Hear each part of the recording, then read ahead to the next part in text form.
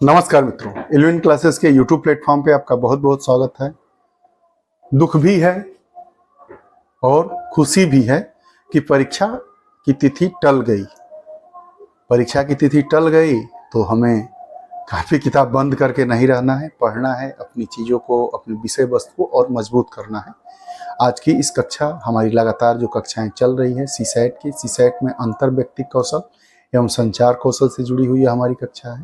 तो आइए इस कक्षा में हम बात कर लेते हैं। आज का पहला प्रश्न, कंसीडर द फॉलोइंग स्टेटमेंट्स। निम्नलिखित कथनों पर विचार करिए। कथन है, एसर्टेन है, कारण है, रीजन है, जो सही है उस पर हम लोग टिक लगा देंगे। अंतर व्यक्तिक व्यवहार अधिकांशतः आंतरिक आवश्यकताओं द्वारा प्रेरित होते हैं। Interpersonal behaviour is mostly pushed by internal needs. कारण क्या दिया गया है कि लोग एक दूसरे से भी व्यवहार आगे बढ़ाते हैं। तो यह दोनों हमारा सही है और जो आर है वो एक ही व्याख्या करता है, तो हमारा विकल्प ए सही हो गया। निम्नलिखित में से कौन एक अवाचिक संप्रेषण सहायक का उदाहरण है? Which of the following is an example of a non verbal communication facilitation?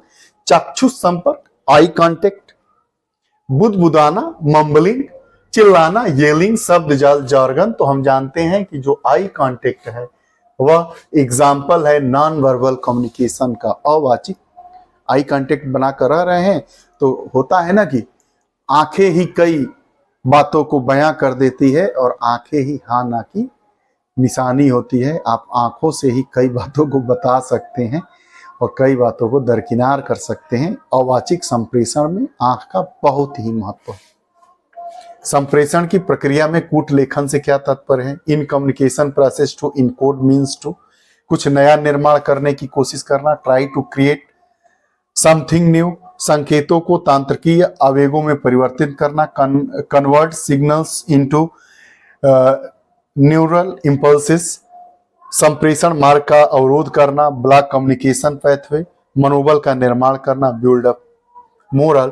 तो संकेतों को तांत्रिकीय आवेगों में परिवर्तित करना, हमारा विकल्प बी सही हुआ। के संबंध में संदर्भ किसे कहते हैं? What is context in terms of communication? संदर्भ किसे कहते हैं?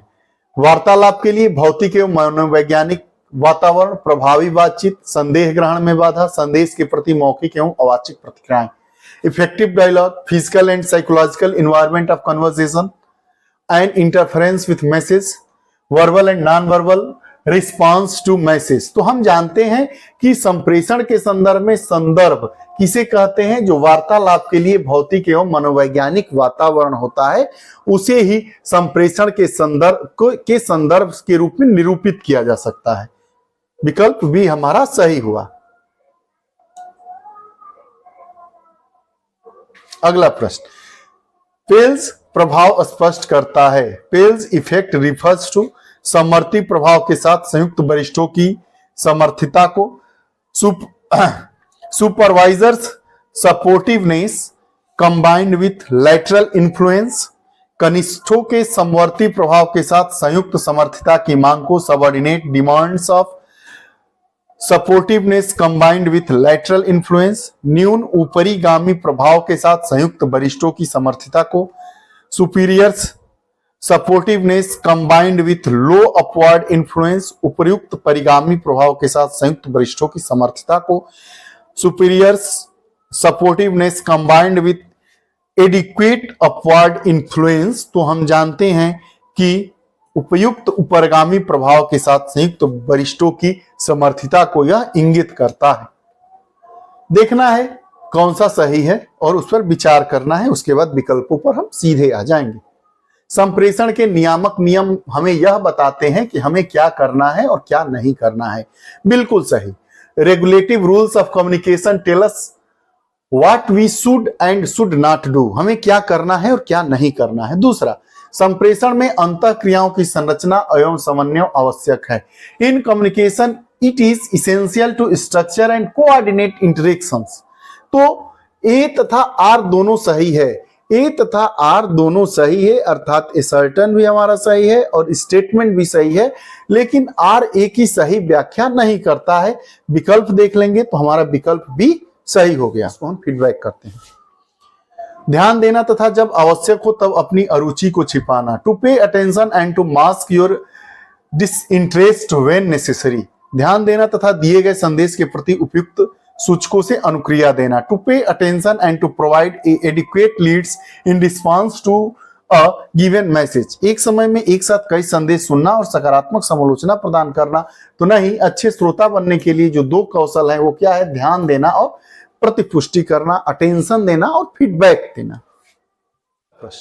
एक सक्रिय श्रोता द्वारा एक तकनीकी जिसे प्रयोग में लाया जा सकता है वह है a technique that might be used by an active listeners is to. परिस्थिति का वर्णन करना, डिस्क्राइब द सिचुएशन, चिंता व्यक्त करना, एक्सप्रेस एंजाइटी, वक्ता के शब्दों को अन्य शब्दों में व्यक्त करना, पैराफ्रेजेस द स्पीकर्स वर्ड्स, प्रायः वार्तालाप के दौरान अपना दृष्टिकोण व्यक्त करना, offer a point of view often when is conversation. तो इसका विकल्प सी सही होगा कि वक्ता के शब्दों को अन्य शब्दों में व्यक्त करना। अगला प्रश्न, संदेश क्या होता है? अ मैसेज इज एक सुस्पष्ट संकेत जो कोलाहल स्तर से ऊपर हो। A conspicuous signal which is above noise level. एक अस्पष्ट संकेत, एन एम्बिगुअस सिग्नल, एक गडमड उद्दीपक, अ कन्फाउंडिंग स्टिमुलस। उपरोक्त में से कोई नहीं। तो संदेश क्या होता है? एक सुस्पष्ट संकेत जो कोलाहल स्तर से ऊपर। प्रभावी श्रवण समावेश करता है इफेक्टिव लिसनिंग इंक्लूड्स पूर्वाग्रह को, विस्तृत समालोचना को, असहमत के बिंदुओं को छानने का, अपने संदेश की समझ को, पुष्टिकरण को। तो विकल्प डी हमारा सही होगा कि जो प्रभावी श्रवण होता है वह समावेश करता है confirming one's understanding of a message. विकल्प डी हमारा सही हो गया। मानवीय संप्रेषण प्रक्रिया के कुछ अंग नीचे दिए गए हैं, घटने वाले सही क्रम में चुनिए। Some components of the human communication process are given below. Select the correct sequence of their occurrence in a communication process. पुनर्निवेश, फीडबैक, संदेश, कोलाहल। तो सबसे पहले क्या होगा? संदेश होगा, उसके बाद कोलाहल होगा, उसके बाद फीडबैक होगा। 1 2 3 मतलब हमारा विकल्प क्या होगा? 2 3 1। विकल्प सी हमारा सही हो गया। अगला, निम्नलिखित में से कौन हमारे अंतर्निहित व्यय बोधों को स्पष्ट करता है, जो लोगों के व्यवहार की व्याख्या करने का ध्यान रखता है और जो दूसरों से संप्रेषण करने के समुचित तरीकों को स्पष्ट करता है। Which one of the following explains our tactic understanding that allow people to interpret behavior and that specify appropriate ways to communicate with others? संप्रेषण परिप्रेक्ष्य, कम्युनिकेशन पर्सपेक्टिव, संप्रेषण मॉडल, कम्युनिकेशन मॉडल, संप्रेषण नियम, कम्युनिकेशन रूल्स, संप्रेषण प्रतिरूप, communication pattern. तो इसको हम संप्रेषण नियम कहते हैं। अंतर्व्यक्तिक संप्रेषण में नीति शास्त्र, इन इंटरपर्सनल कम्युनिकेशन इथिक्स, समझने में अवरोध को बढ़ाता है।